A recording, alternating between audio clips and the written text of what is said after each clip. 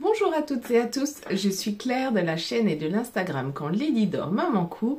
On se retrouve aujourd'hui pour une nouvelle vidéo qui va être un petit test de patron. Il y a quelques semaines, en écoutant un podcast, j'ai entendu parler de la gamme de la marque Noches Pattern. C'est une marque qui a été créée par les deux stylistes qui étaient au sein du magazine La Maison Victor. Donc c'est une marque assez récente de ce que j'ai compris. Et quand j'ai entendu que c'était les filles de La Maison Victor qui avaient créé cette marque, tout de suite ça m'a fait tilt. Vous connaissez mon amour pour les magazines La Maison Victor que je continue à utiliser, à coudre énormément. Et je me suis dit, il faut absolument que j'aille voir leur travail. Donc je suis allée sur leur page Noches Pattern. Et là, j'ai découvert qu'elles faisaient un appel à test parce qu'elles allaient sortir un nouveau patron. Le patron du top Moriko. Donc tout de suite, j'ai postulé sans me poser la question de si j'avais le temps, le tissu qui valait, etc. On était sur une impulsion coup de cœur. J'ai eu le plaisir d'être choisie pour ce test de patron. Et donc, je vais vous parler du patron du top Moriko qui sort, eh bien... Alors, je tourne la vidéo, on est aujourd'hui mardi le 3, donc normalement elle sort demain le 4. Je vais essayer de vous mettre cette vidéo en ligne pour le jour de la sortie du patron. Donc, le patron Moriko, c'est un patron comme ceci. C'est un patron qui est fait pour faire de la maille, pour être fait dans de la maille, du jersey. C'est un patron qui a beaucoup de versions déclinables. On peut faire une version robe longue, une version robe courte, une version top. Il y a beaucoup de variations possibles. En fait, ce qui m'a tout de suite plu, c'était... Oh, c'est pas facile. Ce qui m'a tout de suite plu, donné envie, c'était cette photo avec ce magnifique drapé dans le dos. C'est deux pans qui se croisent, je trouvais ça très beau. Et puis, vous avez la version aussi où vous pouvez faire uniquement un pan, donc un top avec une manche d'un côté et rien de l'autre, ou même sans manche. Et en fait, il y a beaucoup de variations possibles. Alors, est-ce qu'elles font... Oui, elles font un rappel. Variation. Donc, vous pouvez faire, donc à chaque fois, en version robe longue, robe courte ou top, vous pouvez faire les devants, en fait, qui vont être soit le devant col rond, soit le devant cœur croisé, soit le devant une épaule, soit le devant un croisé et un rond. Donc ça, c'est vraiment pas mal. Avec à chaque fois aussi toujours la possibilité de faire sans manche, avec manche longue ou avec manche courte. Quand vous faites le devant avec un côté asymétrique, vous avez sur le côté des petites fronces qui viennent se mettre sur le côté. C'est très joli. Ça donne un petit effet graphique très sympa. Donc ça, après, c'est sans manche.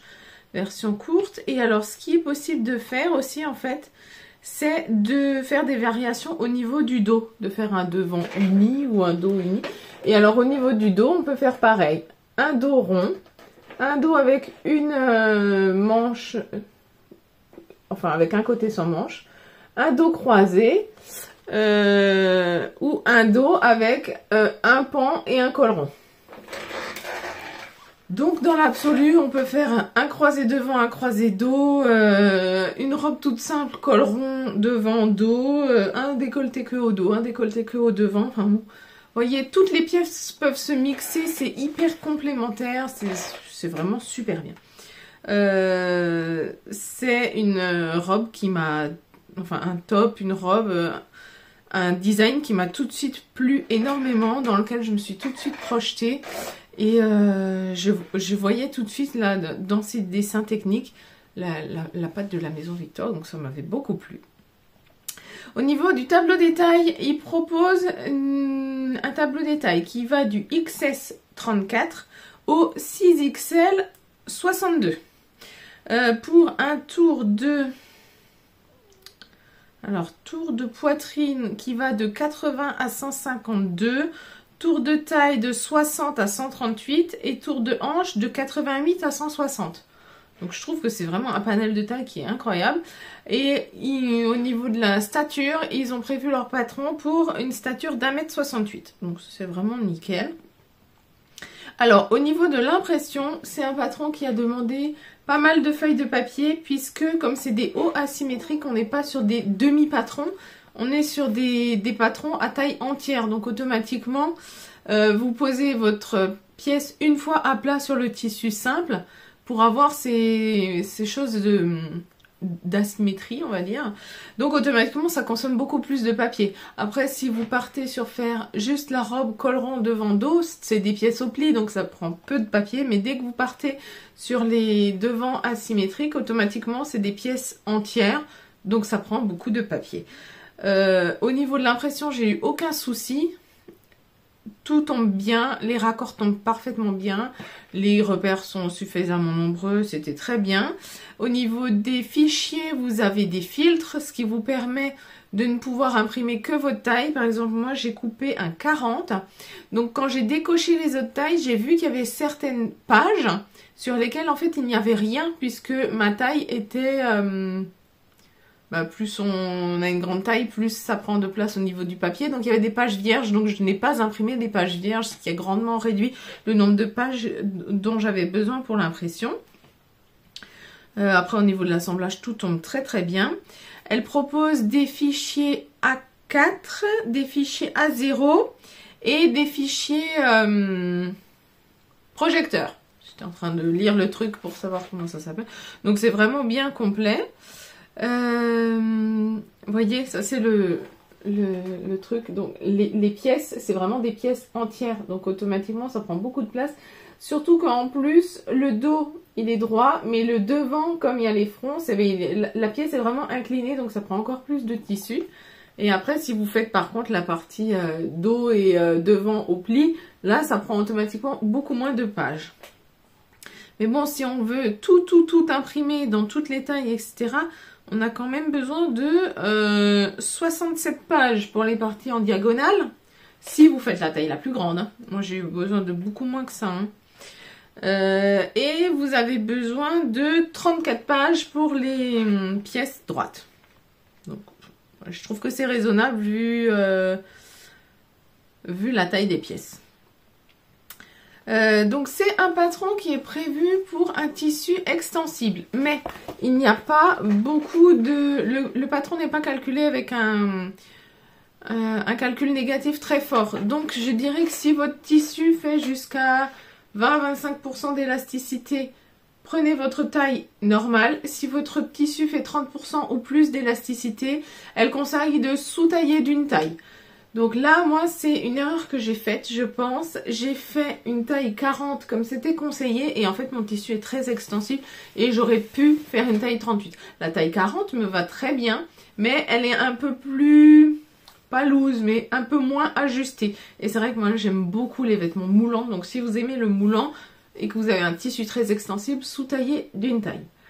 Donc c'est pour tout ce qui est tissu stretch, on a dit, hein, voilà. Alors elle le note difficulté 1 à 2 je crois, sur 5, un truc dans le genre. Je suis en train de remonter. Ouais, niveau de difficulté 1 à 2, effectivement il n'y a rien de très difficile. La seule chose qui est un petit peu technique, j'allais dire, c'est si vous choisissez l'option avec le décolleté croisé, que ce soit au dos ou devant. Il faut poser un élastique dans l'encolure pour maintenir l'encolure. Donc c'est un petit peu technique, mais rien de très particulier. Et si vous avez une surjeteuse, c'est vraiment, ça va vous faciliter le travail. C'est un patron qui va très très vite. Donc moi je vous ai dit, j'ai pris une taille 40. Tout tombe parfaitement bien. La longueur du top, la longueur des manches. Tout est nickel. J'ai eu aucune remarque spécifique à faire. Allez, je vous montre tout de suite mon modèle. Le voici. Alors, bon, c'est un peu noir. Vous allez avoir du mal à le voir, peut-être. Je ne sais pas. Donc, voici mon modèle. Vous avez donc la partie cachée dessous, cachée dessus. Les fronces sur le côté. Pour le dos, j'ai fait un dos rond classique. Et puis, des manches longues, hein, parce que c'est quand même une tenue de demi-saison pour moi. Au niveau du tissu, j'ai utilisé mon... Est-ce que j'arrive à vous le montrer? Mon jersey, ah bah oui, vous voyez bien, mon jersey noir avec les petits cœurs rouges et gris en fond. C'est très très joli. Alors, j'ai suivi leur pas à pas exactement comme ils disaient. Je n'ai fait qu'une modification, je vais vous expliquer. Donc déjà, elle vous demande de préparer les devants. Et c'est là que j'ai fait ma modification. Pour faire les devants, il y a au niveau donc de ces grands biais qui plaquent, il faut glisser un élastique. Donc elle parle de glisser un élastique classique. Moi, ça ne me convenait pas. Enfin, j'avais peur que ça crée trop d'épaisseur. Donc j'ai sorti... Hop, voilà. Ma petite toile d'araignée. Ceci est du lastin, en fait. C'est un peu déroulé dans tous les sens. J'ai sorti mon lastin. C'est d'habitude, c'est une espèce d'élastique très résistant, transparent. C'est quelque chose qu'on met d'habitude pour stabiliser les coutures de manches, pour stabiliser les endroits qui risquent de se déformer. Et puis c'est tout fin, donc ça ne rajoute pas d'épaisseur. Donc je me suis dit que ça allait être nickel. Donc j'ai commencé en fait par surjeter le bord de ma pièce en prenant en sandwich dans le surjet mon morceau de lastin. Et ensuite j'ai fait les rentrées comme il préconisait de faire un double rentrée. Et puis de surjeter au point zigzag. Alors j'ai peut-être pas choisi le textile le plus simple à montrer, mais je sais pas si vous verrez. Il y a des petits points zigzag pour maintenir mon lastin. Et donc là, ça fait vraiment un top qui est bien extensible, qui revient bien, qui ne bouge pas grâce au lastin. Et ça fait une très belle croisure.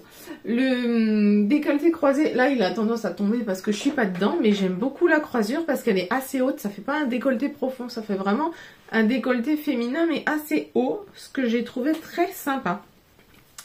Une fois que les devants sont stabilisés, elles nous font froncer les côtés. Là, pareil, il y a des repères nombreux et suffisants sur les côtés pour savoir où assembler les morceaux par rapport à la couture de manche. Vous voyez, là, il y a la manche. Et le croisé n'arrive qu'ici. Donc, vous avez des repères pour savoir où tombe le croisé, où tombe la manche. Vous avez plusieurs repères au niveau du devant froncé pour savoir comment, en quelle quantité et jusqu'où froncer le devant qui est froncé. Donc en fait le devant apparent est froncé, mais le devant qui est à l'intérieur n'est pas froncé, c'est un devant simple. Donc dans l'absolu, si vous n'avez pas envie d'un devant froncé parce que vous trouvez que ça rajoute du volume au ventre, vous pouvez prendre le devant non froncé et le faire en double. Ça marchera aussi, c'est pour une maille, donc il n'y a pas de souci. Une fois que ça c'est fait, elles vous font assembler au niveau des épaules, monter les manches, c'est très simple. Elles présentent une petite technique pour que au niveau de l'assemblage, entre le devant et le dos, ça fasse une jolie finition intérieure. Est-ce que j'arrive à vous montrer? C'est un petit peu... Voilà. Elles nous font faire un espèce de biais, repiqué, replié, surpiqué avec un point zigzag. Donc ça fait une finition très propre et dedans et dehors. Donc dehors et puis dedans, bah, ça fait ce petit biais là, c'est vraiment très mignon. Franchement, c'était une couture très rapide, très agréable. J'ai retrouvé dans les explications le détail et la façon d'expliquer de la maison Victor. Alors, pour le moment, les patrons ne sont proposés que en néerlandais et en anglais. Donc, bon, je ne parle pas le néerlandais, hein, du tout. C'est une langue qui est obscure et barbare, un peu à mon oreille, même, j'allais dire. Donc, bon, voilà, désolée. Par contre, j'ai téléchargé tous les papiers en anglais. J'ai utilisé Google Translate quand j'avais un doute sur la signification d'un mot et c'était franchement hyper facile. Mais je sais qu'elles sont en train de regarder pour faire traduire leur patron dans plusieurs autres langues, dont le français. Donc j'espère que ça va arriver bientôt. J'ai pris quelques petites photos portées et vidéos portées. Alors il fait un peu froid, donc c'est des photos et vidéos d'intérieur, hein, vous m'excuserez. Mais vraiment, ce top, il est génial. Je l'ai déjà porté plusieurs fois avec un petit jean, en mettant un gilet par-dessus si besoin en fonction du temps. Là, on vient de rentrer dans le dur de l'hiver, donc je ne vais pas le remettre tout de suite, mais il est vraiment super bien. Et puis les finitions proposées sont vraiment géniales. Tout est très très détaillé. Enfin, vraiment, c'est un top excellent. Je réfléchis déjà à d'autres versions parce qu'en fait, je trouve que ce patron est une excellente base pour beaucoup de variations, de changements. Donc, ça m'a beaucoup plu. Donc, maintenant, moi, je vais suivre leur travail avec attention. Le chest pattern, ça m'inspire. Alors, j'ai regardé les autres patrons qu'elle propose. Il y a beaucoup de choses très sympas. Pour le moment, je n'ai pas encore acheté d'autres patrons puisque ce qu'elle propose pour l'instant n'est soit pas tout à fait dans mon style, soit trop proche de patrons que j'ai déjà. Mais ce Moriko, il est vraiment très prometteur, donc j'attends la suite avec impatience. J'espère que ce petit nouveau patron vous a plu, que je vous ai fait découvrir notre chest pattern si vous ne connaissiez pas encore. En tout cas, pour moi, ça a été une très belle découverte et j'ai hâte de voir la suite. Je vous laisse et je vous dis à bientôt pour de nouvelles vidéos. Bonne journée!